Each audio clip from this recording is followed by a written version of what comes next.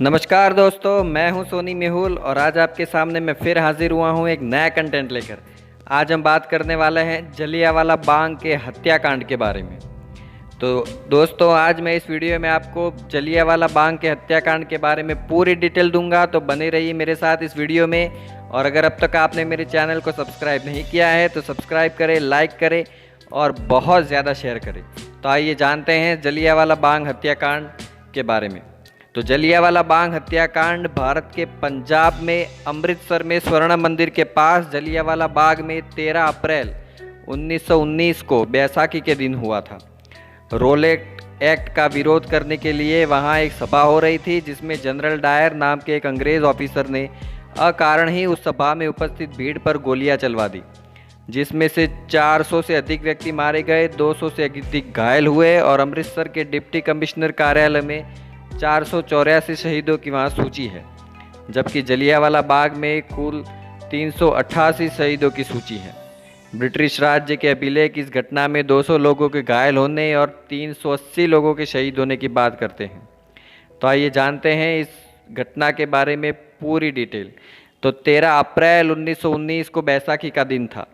बैसाखी वैसे तो पूरे भारत का एक प्रमुख त्यौहार है, परंतु विशेषकर पंजाब और हरियाणा के किसान सर्दियों की रबी की फसल काट लेने के बाद नए साल की खुशियां मनाते हैं। इसी दिन 13 अप्रैल 1699 को 10वें और अंतिम गुरु गोविंद सिंह ने खालसा पंथ की स्थापना की थी। इसीलिए बैसाखी पंजाब और आसपास के प्रदेशों का सबसे बड़ा त्यौहार है और सिख इस सामूहिक जन्म दिवस के रूप में भी मनाते हैं। अमृतसर में उस दिन एक मेला सैकड़ों साल से लगता चला आ रहा था, जिसमें उस दिन भी हजारों लोग दूर दूर से आए थे।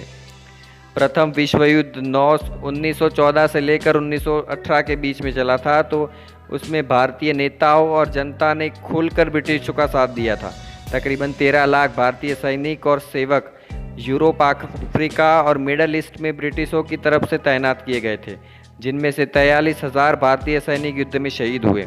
और युद्ध समाप्त होने पर भारतीय नेता और जनता ब्रिटिश सरकार से सहयोग और नरमी के रवैये की आशा कर रहे थे, परंतु ब्रिटिश सरकार ने मांडेगू चैम्प्सफोर्ड सुधार लागू कर दिए, जो इस भावना के विपरीत था। लेकिन प्रथम विश्व युद्ध के दौरान पंजाब के क्षेत्र में ब्रिटिशों का विरोध कुछ अधिक बढ़ गया, जिसे भारत प्रतिरक्षा विधान 1915 लागू करके कुचल दिया गया था। उसके बाद 1918 में एक ब्रिटिश जज सिडनी रोलेट की अध्यक्षता में एक सिटीजन समिति नियुक्ति की गई थी, जिसकी जिम्मेदारी यह अध्ययन करना चाहता था कि भारत में विशेषकर पंजाब और बंगाल में ब्रिटिशों का विरोध किन विदेशी शक्तियों की सहायता से हो रहा है।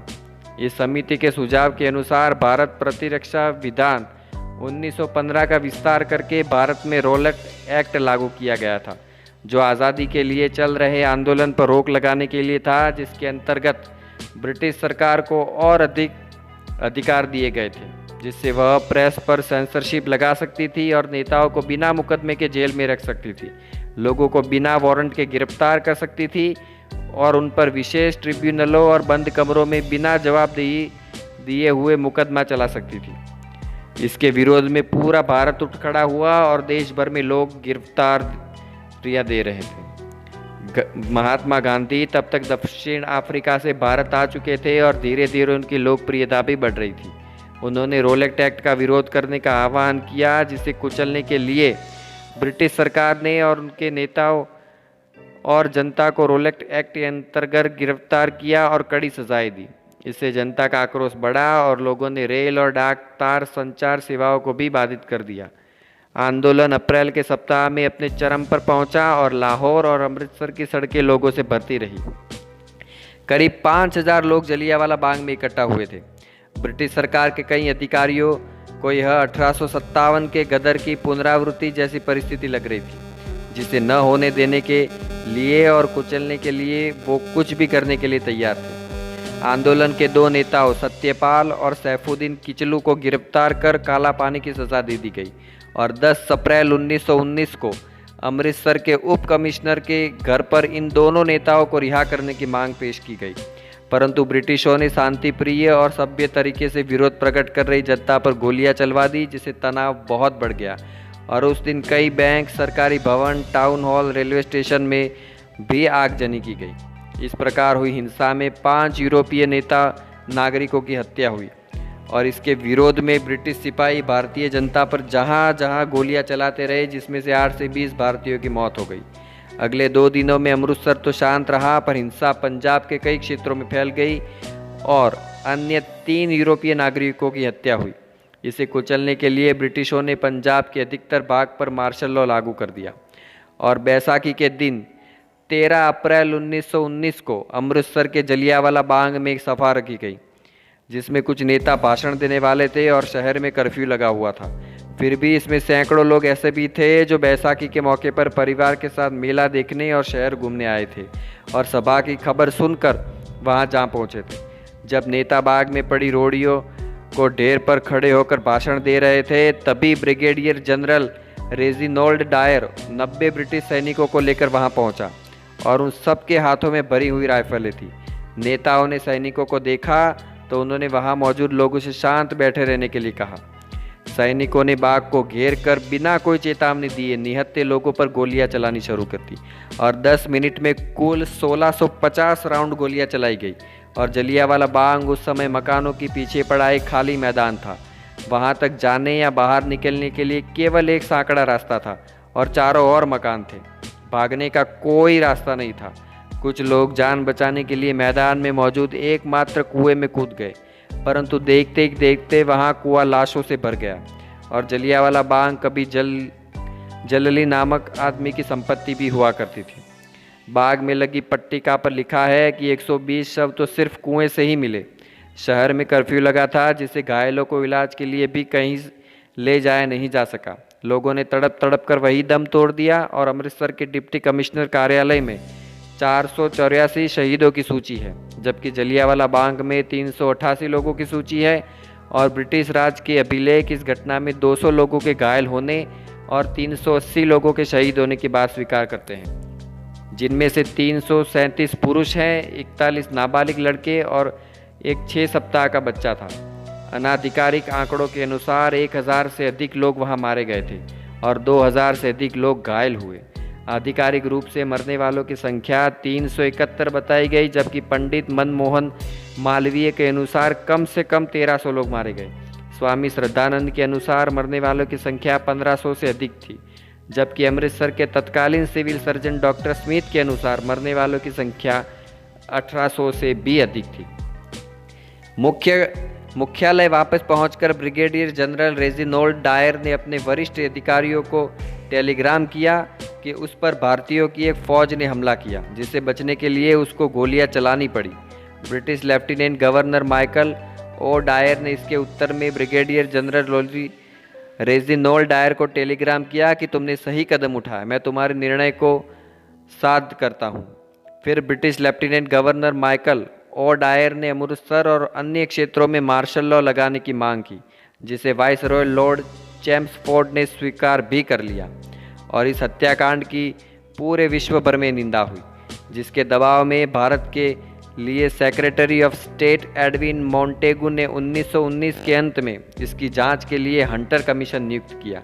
कमीशन के सामने ब्रिगेडियर जनरल रेजिनोल्ड डायर ने स्वीकार किया कि वो गोली चलाकर लोगों को मार देने का निर्णय पहले से ही लेकर वहां गया था और उन लोगों पर चलाने के लिए 2 तोपें भी ले गया था, जो कि उस सांकरे रास्ते से नहीं जा पाई। हंटर कमीशन की रिपोर्ट आने पर 1920 में ब्रिगेडियर जनरल रेजिनोल्ड डायर को पदावनत करके कर्नल बना दिया गया और अक्रिय सूची में रख दिया गया। उसे भारत में पोस्ट न देने का निर्णय लिया गया और उसे स्वास्थ्य कारणों से ब्रिटेन वापस भेज दिया गया और हाउस ऑफ कॉमन्स ने उसका निंदा प्रस्ताव पारित किया, परंतु हाउस ऑफ लॉर्ड ने इस हत्याकांड की प्रशंसा करते हुए उसका प्रशस्ति प्रस्ताव भी पारित कर दिया।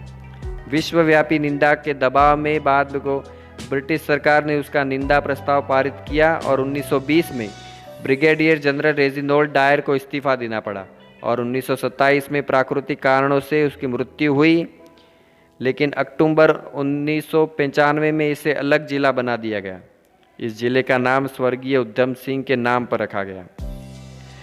गुरुदेव रविंद्रनाथ टैगोर ने इस हत्याकांड के विरोध में स्वरूप अपनी नाइटहुड को वापस भी कर दिया। आज़ादी के लिए लोगों का हौसला ऐसी भयानक घटना के बाद भी पस्त नहीं हुआ। बल्कि सच तो ये है कि इस घटना के बाद आज़ादी हासिल करने की चाहत लोगों में और ज़ोर से उफान मारने लगी। हालांकि उन दिनों संचार और आपसी संवाद के वर्तमान साधनों की कल्पना भी नहीं की जा सकती थी। फिर भी ये खबर पूरे देश में आग की तरह फैल गई और आज़ादी की चाह न केवल पंजाब बल्कि पूरे देश के बच्चे बच्चे के सिर पर चढ़कर बोलने लगी।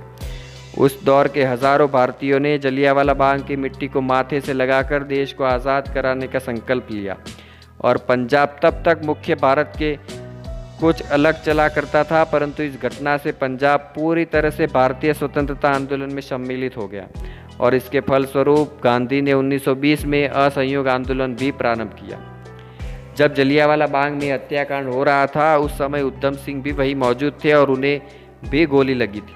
उन्होंने तय किया कि वो इसका बदला लेंगे और 13 मार्च 1940 को उन्होंने लंदन के कैक्सटन हॉल में इस घटना के समय British lieutenant governor Michael O'Dwyer को गोली चला के मार डाला और उधम सिंह को 31 जुलाई 1940 को फांसी पर चढ़ा दिया गया। गांधी और जवाहरलाल नेहरू ने उधम सिंह द्वारा की गई हत्या की निंदा भी की थी। इस हत्याकांड ने तब 12 वर्ष की उम्र में भगत सिंह की सोच पर गहरा प्रभाव डाला और इसकी सूचना मिलते ही भगत सिंह अपने स्कूल के 12 मील पैदल चलकर जलियांवाला बाग में पहुंचे थे।